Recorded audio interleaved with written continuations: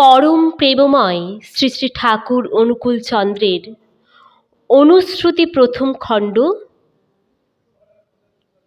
পুরুষ ও নারী অধ্যায়, বাণী সংখ্যা ৬৬।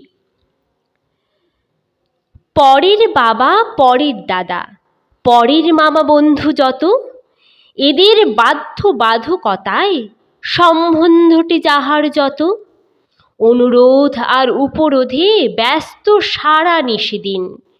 কামুক মেয়ে তাকেই জানিস, গুপ্ত কামে করছে ক্ষীণ। বাণীটির তাৎপর্য: নারীর চরিত্র পুরুষ সত্তার প্রতি প্রাকৃতিকভাবেই নম্য। তাই একটি মেয়ের ব্যক্তিত্ব পুরোপুরি বিকশিত হওয়া পর্যন্ত তাকে নিজেকে অনেক আগলে রাখতে হয়। একান্ত প্রয়োজন ছাড়া তার আপন পরিবারের পুরুষ ভিন্ন অন্য কোনো পুরুষের সংসর্গে না যাওয়াই তার পক্ষে শ্রেয়।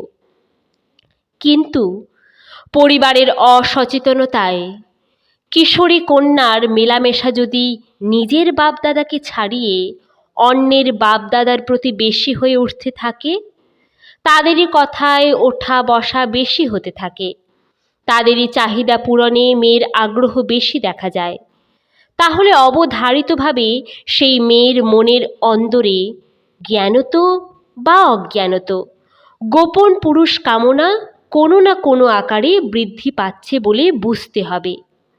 এই অদৃশ্য বিকৃতির বীজকে গোড়াতেই নিরোধ না করলে মেয়ের চরিত্র ক্রমেই দূষিত হয়ে পড়বে, যার পরিণতিতে তার পিতৃকুল এবং পরবর্তীকালে শ্বশুরকুলে প্রত্যক্ষ বা পরোক্ষ সংঘাত উপস্থিত হতে বাধ্য। তাই সাবধান।